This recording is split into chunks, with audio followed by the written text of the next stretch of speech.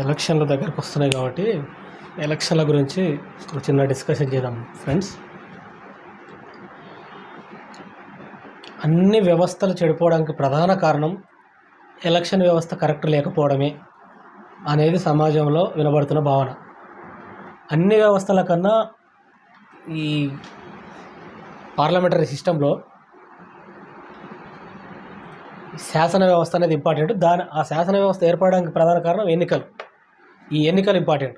ఈ ఎన్నికల వ్యవస్థ సరిగా లేకపోవడం వల్ల ఎన్ని వ్యవస్థలు కొలాప్స్ అయినాయి అంటే, ఏ సిస్టమ్ తీసుకున్నా ఈవెన్ న్యాయ వ్యవస్థను కూడా నమ్మే పరిస్థితి లేకుండా అయిపోయింది. వాళ్ళు ఇచ్చే తీర్పులు కానీ, ఎవరికి ఇన్ఫ్లుయెన్స్ అయ్యేది కానీ, జరుగుతున్న పరిణామాలు, దేశంలో వస్తున్న వార్తలు, పేపర్లు చూస్తున్నాం కదా.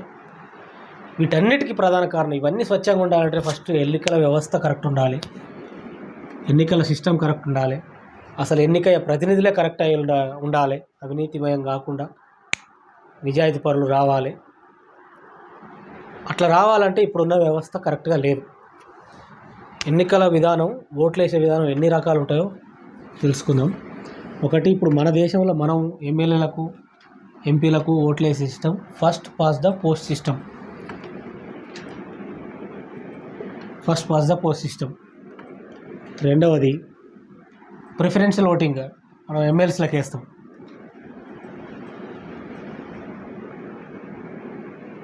ప్రిఫరెన్షియల్ ఓటింగ్ సిస్టమ్ ఇది ఎమ్మెల్సీలకు ఆంధ్రప్రదేశ్, తెలంగాణలో ఈ కౌన్సిల్ ఉన్న దగ్గర వాడతారు. ఇంకోటి ప్రపోజనల్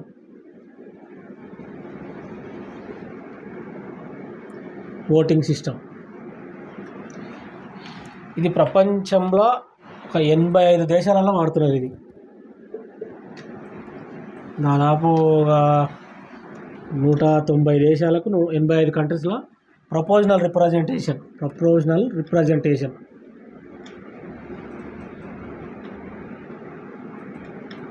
సిస్టమ్ వాడుతున్నారు. నాలుగవది మిక్స్డ్. ఇది జర్మనీలో వాడుతున్నారు. ఇది జర్మనీలో. ఈ 4 ప్రపంచవ్యాప్తంగా కొంచెం ఫేమస్ అయినవి. ఇంకా చాలా ఉన్నాయి కానీ ఫేమస్ అయినవి. ఇప్పుడు మనం వాడుతున్నది first post the post system. దీంట్లో లోపం ఏంటంటే, ఒక చిన్న ఉదాహరణతో చెప్తా మీకు. ఒక 5 మంది అభ్యర్థులు ఒక నియోజకవర్గంలో ఎమ్మెల్యేగా పోటీ చేసారు అనుకుందాం. ఏ, బి, సి, డి, ఈ. ఏకి 26 ఓట్లు, బికి 24, సికి 20, డికి 20, ఈకి ఒక 10 ఓట్లు. సరే, ఈ ఇండిపెండెంట్లో రకరకాలుగా అనుకుందాం. ఈ 10 ఓట్లు ఇటు పోయినాయి. ఫర్ సపోజ్ ఒక కాన్స్టిట్యున్సీలో ఉన్న ఓట్లు ఓవరాల్గా 100 అనుకుంటే, ఒక 5 మంది అభ్యర్థులు ఉంటే వాటి ఓట్ల ఈ రకంగా పోలైనాయి. ఇప్పుడు 26, 24, 20, 20, 10 ఇవి ఇండిపెండెంట్ అనుకోండి. 4 క్యాండిడేట్లు, 20, 20, 24, 26. ఈ 5 మందిలో ఎవరు గెలిచినట్టు? ఇప్పుడు వాడుతున్న ఈ ఫస్ట్ పాస్ ద పోస్ట్ సిస్టంలో ఖచ్చితంగా 26 ఓట్లు పడ్డ ఏ వ్యక్తి ఎమ్మెల్యేగా గెలుపొందినట్టు. 26 ఓట్లకెళ్ళి 100 ఓట్లకెళ్ళి 26 తీసేస్తే మిగతాయి 74 కదా. ఈ 74 ఓట్లు ఈ గెలిచిన వ్యక్తికి వ్యతిరేకంగా పడ్డాయి, ఆపోజిట్లో పడ్డాయి. ఇప్పుడు చెప్పండి, ఇది న్యాయమా? 100 మందిలో 26 మంది ఎన్నుకున్న వ్యక్తి ఎమ్మెల్యే అయితే 74 మంది వ్యతిరేకించారు. 74 మంది వ్యతిరేకిస్తున్న ఒక వ్యక్తి ఆ కాన్స్టిట్యున్సీకి ఎమ్మెల్యే. ఇది కరెక్ట్ విధానమా? కాదు కదా. ఎన్నికల వ్యవస్థ, కేంద్ర ఎన్నికల సంఘం, సెంట్రల్ ఎలక్షన్ కమిషన్ ఆలోచన చేయాల్సింది దీని మీద. ఈ ఎలక్షన్ వ్యవస్థనే కరెక్ట్ లేదు. ఈ 26 ఓట్లు కొనడానికి వాడు ఎంత 100 కోట్లైనా ఖర్చు పెడతారు. చాలు, 26 చాలు, 26% ఆఫ్ ఓట్లు చాలు. ఇంకా బోనస్ ఇంకొంచెం సేఫ్టీ కోసం ఇంకో 4% తీసుకున్నా 30%. ఒక కాన్స్టిట్యున్సీలో ఒక 30% ఓట్లను కొనగలిగితే 100 కోట్లు పెడితే ఈజీ కొట్టరు. 100 కోట్లు పెట్టుకొని 10,000 కోట్లు సంపాదిస్తున్నారు. మన జనాల రక్తం పెట్టిస్తున్నారు. వీళ్ళకు పార్టీలు అవసరం లేదు, సిద్ధాంతాలు లేవు, ఎథిక్స్ లేవు, ఏం లేవు. జంపింగ్ జిలాబీలు, ఇవాళ ఈ పార్టీ రేపు ఇంకో పార్టీ. ఆ 100 కోట్ల నుంచి 10,000 కోట్లు ఎట్లా క్రియేట్ చేయాలి? ఎందుకంటే ఇంత రిటర్న్ ఏ బ్యాంకులు ఇవ్వవు, ఏ వ్యాపారాలు ఇవ్వవు. 100 కోట్లు పెట్టినామంటే వితిన్ 4 ఇయర్స్లో 10,000 కోట్లు 20,000 కోట్లు సంపాదించుకోవచ్చు, అక్రమంగా దోసుకోవచ్చు. అస్సలు అవినీతి అంతా ఇక్కడి నుంచే స్టార్ట్ అయింది, ఎన్నికల వ్యవస్థ కరెక్ట్ లేకపోవడం వల్లనే. ఈ వ్యవస్థ కరెక్ట్ ఉంటే మిగతా అన్నీ కరెక్ట్. ఈ ఓట్లు కొనడం, అమ్మకం అనే కాన్సెప్ట్లోనే అవినీతి దాగా ఉంది. ఇక్కడ నుంచి అవినీతి స్టార్ట్ అవుతుంది. ఈ 100 కోట్లు పెట్టినోడు ఇంకేం నీకు నాకు సేవ చేయడానికి వస్తాడా? కాదు కదా. ఎట్లా ఎట్లా ఎట్లా రాబట్టుకోవాలి ఆ మనీనే చూస్తారు. దానికోసం ఇంకేమైనా చేస్తాడు. అంటే ఇక సాధారణ జనాల నుంచే కొట్టాలి. ఏం కొట్టినా అమౌంట్ అంతా రాబట్టాలి. 10,000 కోట్లు 20,000 కోట్లు రాబట్టాలి ఆ 100 కోట్లు ఖర్చు పెట్టి. కాబట్టి ఈ ఎన్నికల విధానం నాకు ఎందుకో మంచిగా అనిపిస్తలేదు. దీని మీద చర్చ జరగాలి. ఎలక్షన్ కమిషన్, ఎలక్షన్ వ్యవస్థ మొత్తం దీని మీద పనిచేయాలి.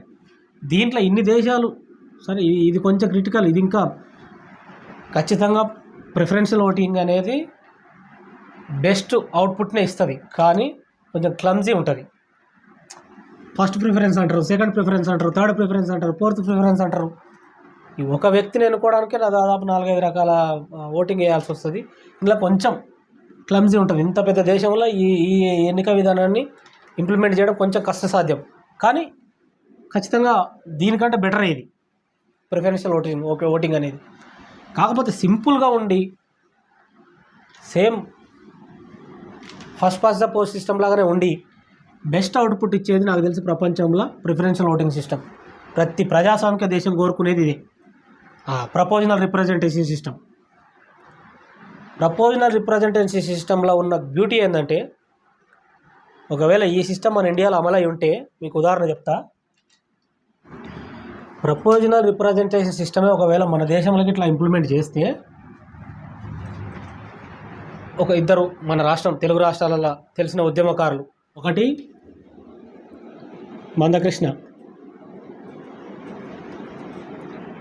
మాదిగా, 2 బీసీల టైగర్. ఫీజు రియంబర్స్మెంట్ వచ్చి బీసీ బిడ్డలు ఇవాళ విదేశాలకు పోయారు, సాఫ్ట్వేర్ ఇంజనీర్లు అయ్యారంటే ఈ బీసీల టైగరే. ఆయనను విమర్శించే వాళ్ళు విమర్శించుకోవచ్చు, ఈయనను విమర్శించే వాళ్ళు విమర్శించుకోవచ్చు. ఖచ్చితంగా వీళ్ళు సామాజిక ఉద్యమకారులే. వీళ్ళు సక్సెస్ సాధించారు, ప్రజల గుండెల్లో ఉన్నారు. వీళ్ళిద్దరూ ఒకవేళ ఈ ప్రపోజనల్ రిప్రజెంటేషన్ సిస్టమే ఒకవేళ మన దేశంలో అమలై ఉంటే, ఆర్ కృష్ణయ్య బీసీ హాస్టళ్ళు కానీ బీసీలకు సంబంధించిన ఏవి రిఫార్మ్స్ జరిగినా కూడా ఈ రాష్ట్రంలో తెలుగు రాష్ట్రాలల్లో ఈయన ఒక కారణం. అది ఎవరు కాదనలేని నిజం.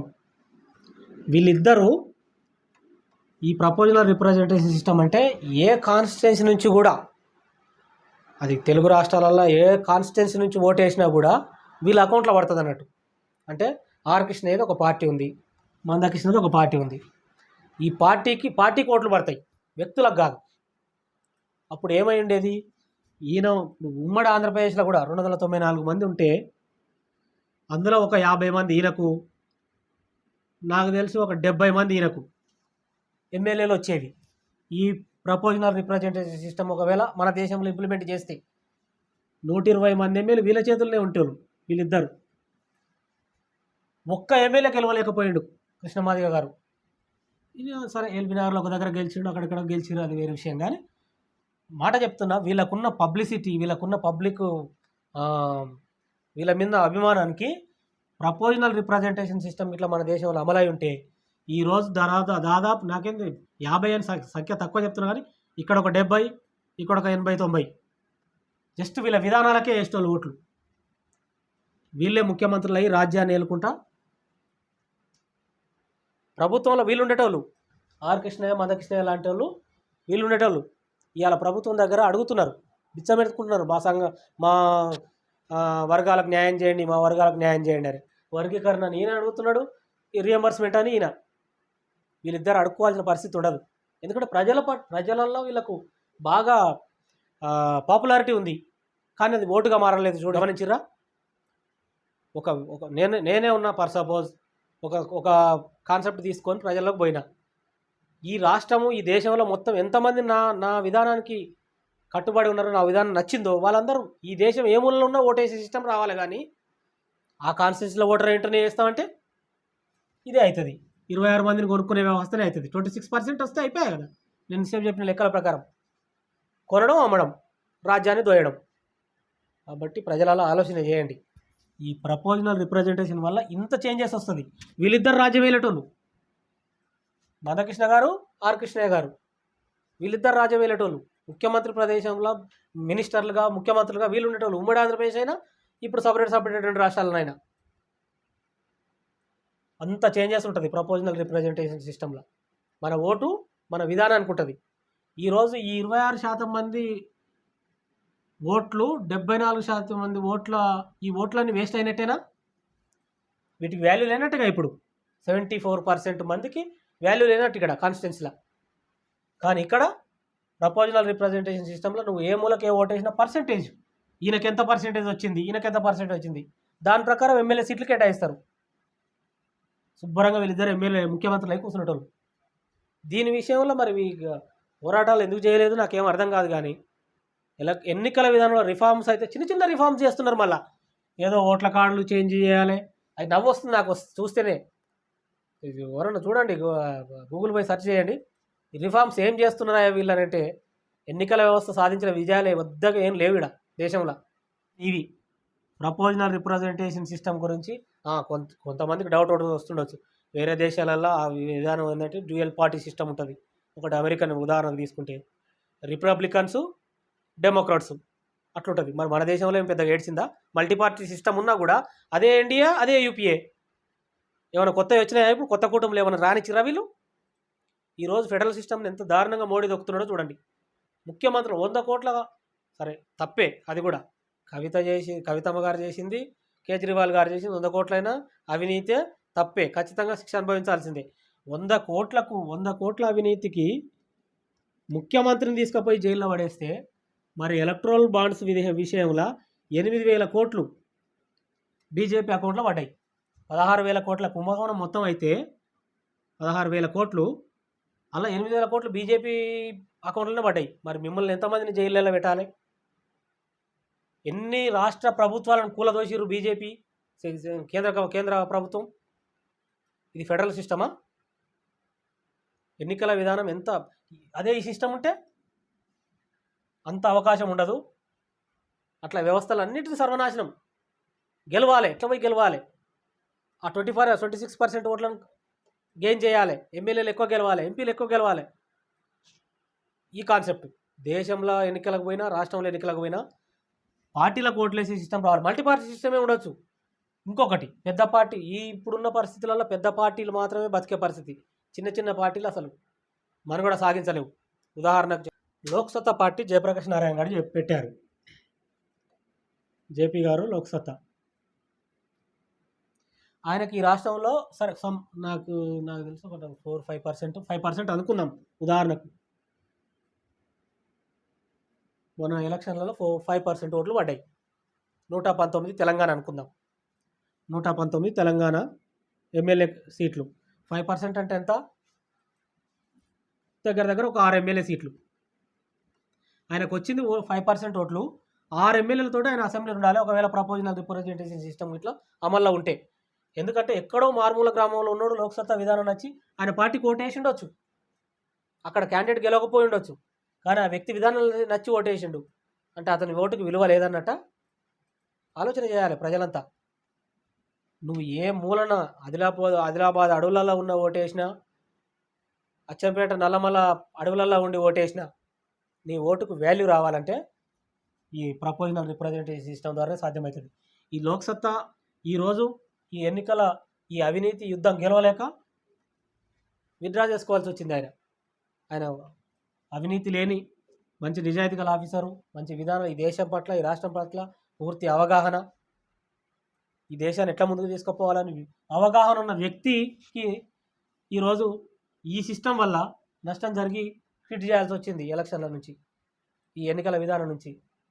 అట్లా కాకుండా ఒకవేళ ఇదే విధానం అమల్లో ఉంటే ఈరోజు ఆయన ఓట్ షేర్ ప్రతి సంవత్సరం పెరుగుతూ పోయేది. 5% కాస్త 10 అయ్యేది, 10 కాస్త 20 అయ్యేది, 30 అయ్యేది. ఓ రోజు ఈయననే అవినీతి లేని రాజ్యపాలన మన రాష్ట్రంలో వచ్చేది, రాను దేశంలో కూడా వచ్చేది. కంపల్సరీ ఈ ఎలక్షన్ వ్యవస్థ మార్పు మీద కూడా దృష్టి పెట్టాలి ప్రజలంతా. ఈ ప్రజల నుంచి ఇది డిమాండ్ రావాలి. జేపీ గారు, తర్వాత జేడి లక్ష్మీనారాయణ గారు, ఇట్లా ఎంతమంది అండి, ఆకునూరు మురళి గారు మన తెలంగాణలో, తర్వాత ఆర్ఎస్ ప్రవీణ్ కుమార్ గారు ఐపీఎస్ వదులుకొని ప్రజల కోసం వచ్చి సోషల్ వెల్ఫేర్ స్కూళ్ళలో కొంత ఇంప్రూవ్మెంట్ చూపించి ప్రజల పట్ల ఆయన విజన్ ఏందో చూసి ప్రజల మీద ప్రేమతోటి ఒకటి ప్రజాసేవ చేద్దామని వస్తే ఆయన ఓడగొట్టాల్సిన పరిస్థితి. సేమ్ ఇదే system, first past the post system. కావాలని అపోజిషన్ పార్టీలో వేరే వాళ్ళు పోటీ చేపిస్తారు, ఓట్లు గెలుస్తారు, మిగిలినవి గెలుస్తారు. అదే ఆర్ఎస్ ప్రవీణ్ కుమార్ ఇప్పుడు ఎంత 10% ఓట్లు ఈయన పార్టీకి వచ్చిన బీఎస్పీ నుంచి పోటీ చేసింది కాబట్టి ఆ 10% ఓట్ల సీట్లు అంటే ఎంత, దాదాపు ఒక 11-12 ఎమ్మెల్యేలతోటి అసెంబ్లీలో పార్లమెంట్లలో ఆయన వాదన వినిపించే అవకాశం ఉండేది ప్రపోజనల్ రిప్రజెంటేషన్ సిస్టమ్ వల్ల.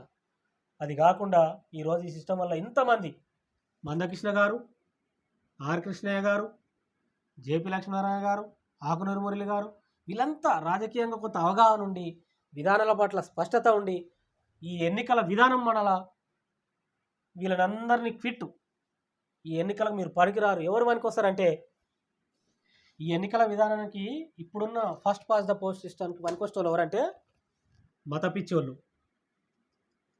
వీళ్ళైతే బాగా పోలరైజ్ చేయగలుగుతారు జనాల్ని. భూ కబ్జాదారులు, వీళ్ళ దగ్గర డబ్బులు ఎక్కువ ఉంటాయి, ప్రజలను దోష్టోళ్ళు, అవినీతి పరులు, దేశం దాటిపోయేటోళ్ళు, అవినీతి చేసుకొని డబ్బులు దేశం దాటిపోయేటోళ్ళు, కుల పిచ్చోళ్ళు, ఈ కులాల పోలరైజేషన్ చేసేటోళ్ళు, దేశం పట్ల, రాష్ట్రం పట్ల, ప్రజల పట్ల ప్రేమ, గౌరవం, ఆ ప్యాషన్, ఈ దేశానికి మంచి చేయాలి, ఈ రాష్ట్రానికి మంచి, ఏవి ఉండవు. అవినీతి, అక్రమాలు, రౌడీలు, వీళ్ళు ఈ ఎన్నికల విధానానికి సూట్ అవుతారు, ఫస్ట్ పాస్ ద పోస్ట్ సిస్టమ్కి. అదే ఈ సిస్టమ్ వస్తే నిజమైన ప్రజాస్వామ్యం వర్ధిల్లుతుంది అనేది ప్రజల అభిప్రాయం.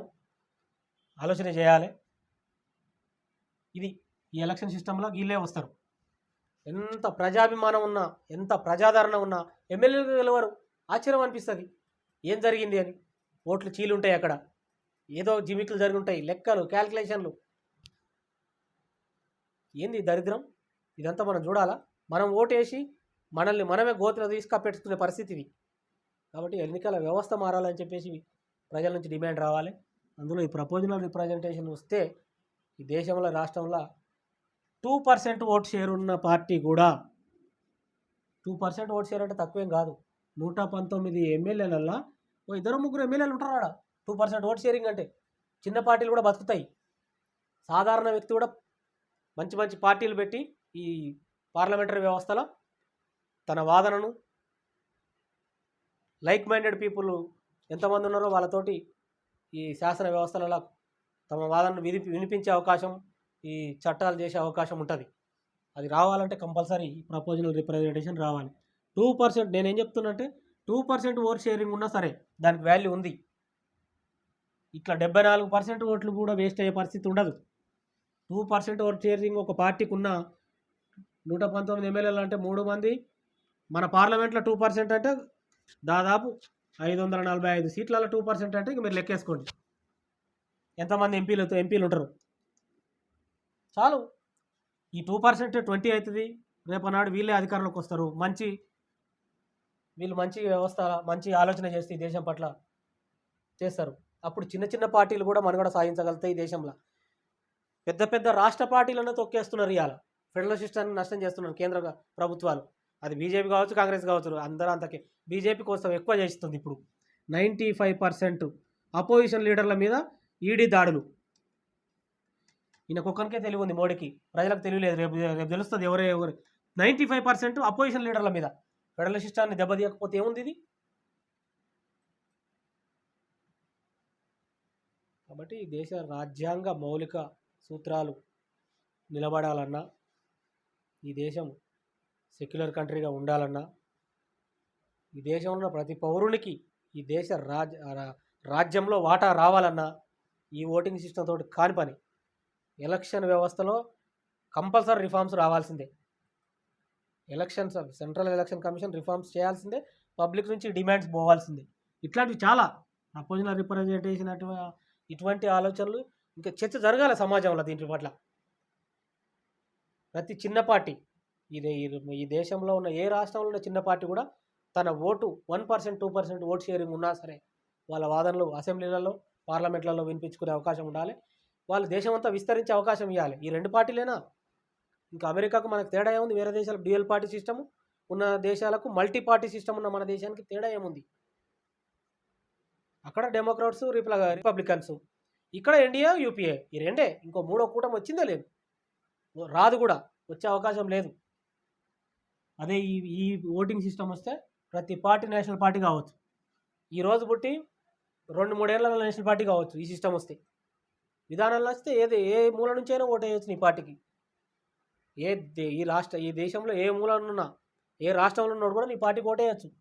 ప్రపోజనల్ రిప్రజెంటేషన్ సిస్టమ్ వస్తే మల్టీ పార్టీ సిస్టమే, డ్యూయల్ పార్టీ అవసరం లేదు మనకి, మన దేశానికి సూట్ కాదు కూడా. అసలు మొత్తానికి ఈ రిఫార్మ్స్ మీద చర్చ జరగాలి పబ్లిక్లో. ఎంతసేపు అవినీతి పోవాలి, ఎట్లా పోతుంది? పోదు. ఈ ఓట్లు కొనడం అమ్మడం అలవాటు అయిపోయింది, ఇంకా పోతుంది. ఎట్లా పోతుంది? ఇదేదో రిఫార్మ్స్ రావాల్సిందే. ఆ దిశగా ఆలోచన చేయాలి.